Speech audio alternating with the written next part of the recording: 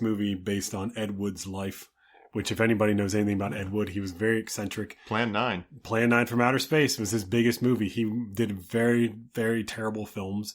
He's known as the worst filmmaker in history. But endearing. He was very committed to his movies. He made his career buying stock footage and then basing a movie around stock footage. So if you watch Glenn or Glenda, there's a lot of scenes that just don't go together. But the base of it is a man who cross-dresses as a woman, which was loosely based on his life. Because he was known as a man who liked to dress as a woman. And it furthered the partnership between Depp and Tim Burton that started with Edward Scissorhands. Correct. And that really solidified Tim Burton and working with Johnny Depp for still to this day, they make movies. We talked Sleeping Hollow, right? Yeah, we did Sleeping Hollow. Yeah, that was a great movie too. So good. They do so many movies together and they keep coming and going. And Johnny Depp has said that he would leave any movie for Tim Burton. Because if it weren't for Tim Burton, he would never have a career. 80% of the way through, I gotta go. Yeah, he would do it. I don't see him doing that, but I'm like, hey Tim, wait 2 weeks. Yeah, call him up, be like, could you give us like a week and a half? We still got like 4 more lines for him to get. So we have 4 weeks of shooting left. We'll cut it down to 3. Just don't take Johnny from us. We don't want to have to hire his brother, Jiff Depp. Ed Wood did win 2 Oscars, one for Best Makeup and Martin Landau for Best Supporting Actor. He earned it, even though people are mad about Sam Jackson losing.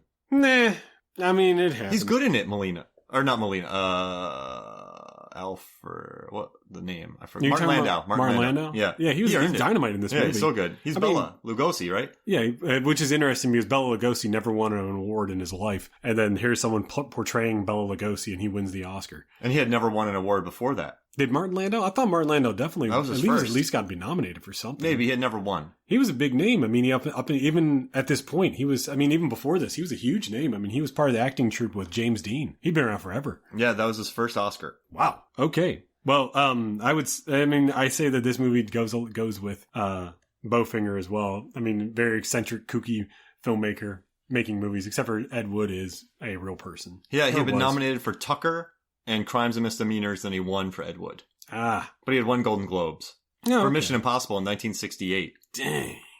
Hey, now. He was a big name. Always up until this point, he still was a big name. But yeah, I love Ed Wood.